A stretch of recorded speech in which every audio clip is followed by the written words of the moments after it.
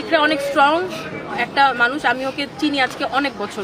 ও আমার best friend, আমরা best friend. ও কখনো এগুলা করার কথা না, ও এরকমই না। ও বরং অনেক ডিপ্রেশনে থাকা মানুষকে ও নিজে কাউন্সিল করে করে করে করে নর্মাল লাইফে আনছে, এরকম অনেক আছে। সুইসাইড ও কোনোদিন করার কথা না। ইকরার হাজবেন্ড আলভির সাথে আগে থেকে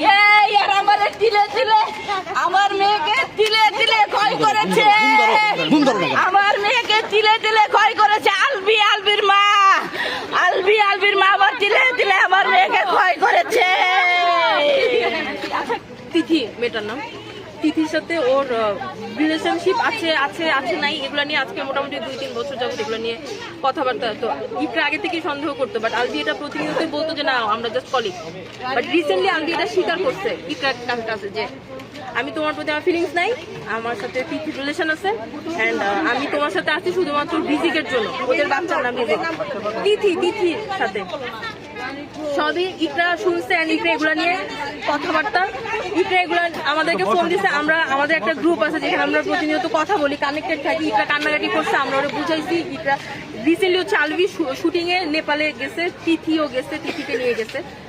আমরা স্পেসিফিক জানি না আজকে সকালে কি হয়েছে। গতকালকে আগের দিন ইকরা ফোন দিয়ে বলতেছে যে আমি ভিডিও কল করছিলাম, রিজিকের শরীরটা খারাপ, রিজিক ওর পাপার সাথে কথা বলতে চাই, ও ফোনটা পিক করতেছে না। তখন হচ্ছে ইকরা অনেক কান্নাকাটি করতেছিল যে ওই মেয়ের সাথে আসছে। আমি জানি ও কোন রুমে আছে, ডিলাক্স রুম সবই। ওই দিন আবার ওই মেয়ের বার্থডে ছিল, ওই মেয়ের বার্থডে সেলিব্রেট করার জন্য আলভি ওকে নেপালে নিয়ে গেছে। এন্ড ইকরা এগুলো সব জানে। ইকরা তখন ওকে ভিডিও কল দিছে, আলভি ওকে স্ট্রেট বলছে যে তুমি আমাকে এখন ইচ্ছা করে মানে রিজিক অসুস্থ এটা বলে তুমি আমাকে মিথ্যা কথা বলতেছো, এখন আমাকে তুমি ডিস্টার্ব করতে চাচ্ছ। এগুলো নিয়ে ইকরাকে ও উল্টা ইভেন ওই মেয়ে আলভির ওয়াইফের সাথে, হাজবেন্ড ওয়াইফের মধ্যে এগুলো নিয়ে ওই মেয়ে হচ্ছে পজিটিভ হয়ে ঝামেলা করে, তুমি তোমার বউয়ের সাথে কেন থাকো, এগুলো নিয়ে ওই মেয়ে আলভির সাথে ঝগড়া করে।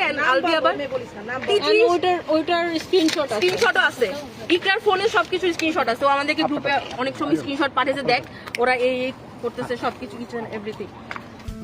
যাই হোক বন্ধুরা, ভিডিওটা থেকে তোমার সাথে শেয়ার করলাম। কেমন লেগেছে অবশ্যই কমেন্ট করো।